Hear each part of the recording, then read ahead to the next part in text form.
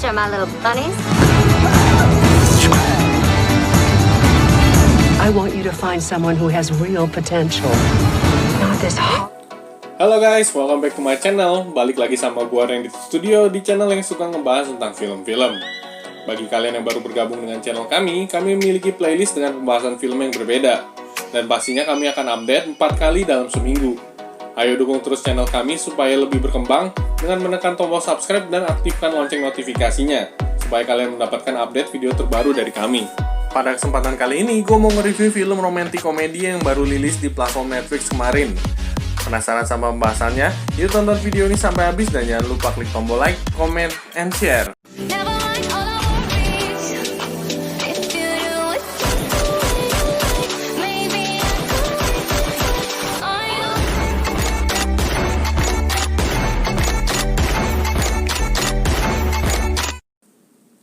Film Holiday yang baru rilis pada tanggal 28 Oktober 2020 kemarin merupakan film karya sutradara John Witzel dan penulis Tiffany Russell, serta dimeriahkan oleh Emma Roberts, Luke Bracey, Andrew Bachelor, Frances Fisher, dan lain-lain.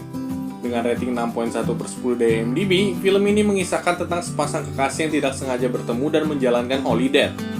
Buat kalian yang belum tahu, holiday ini merupakan istilah yang diciptakan dalam film ini dan berarti holiday date, atau dengan kata lain pacaran hanya pada saat liburan. Di awal film, kalian akan diperkenalkan dengan seorang wanita yang bernama Sloan, yang bisa kita bilang udah lama menjomblo. Dan ada juga Jackson, seorang pria yang gak betah sama pacarnya yang rewel dan banyak nuntut ini itu. Jujur gue harus salut sama Netflix pada saat merilis film barunya yang bertema romantic komedi dengan rating R di dalam nuansa Halloween. Memang agak sedikit gak nyambung sih, tapi nyatanya film ini cukup banyak diminati oleh para streamer Netflix. Terlebih lagi, film ini menyajikan konflik yang dilatar belakangi oleh dilema keluarga. Dimana terkadang kalau kita sedang kumpul keluarga, kita suka ditanya, kapan menikah? Kok nggak bawa pasangan? Adikmu udah mau menikah loh, kamu kapan? Ya kurang lebih seperti itulah dilema yang ingin dibawa film ini kepada para penontonnya.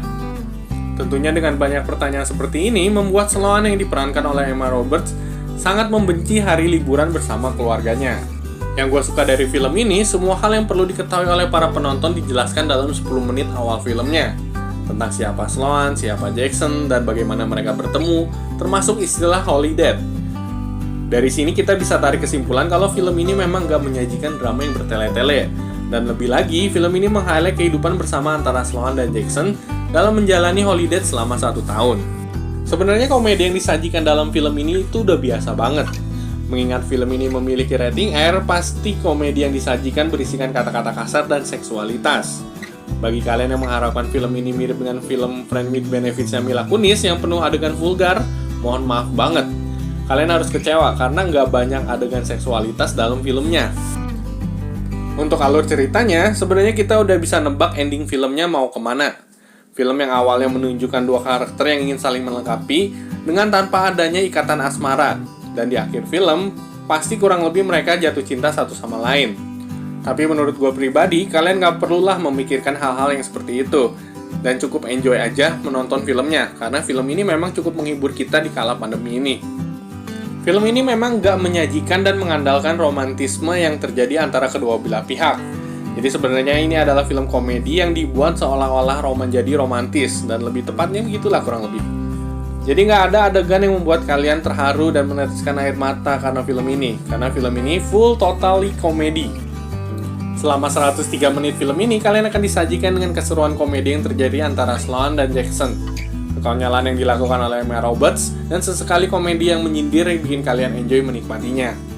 Banyak juga dari scene film ini yang relate sama kehidupan para pejuang cinta yang sudah berumur. Seperti para orang tua yang menuntut cara berpakaian, dibanding-bandingkan dengan adik sendiri sampai dengan tuntutan untuk segera menikah dari orang tua yang terlihat menekan karakter Sloan ini.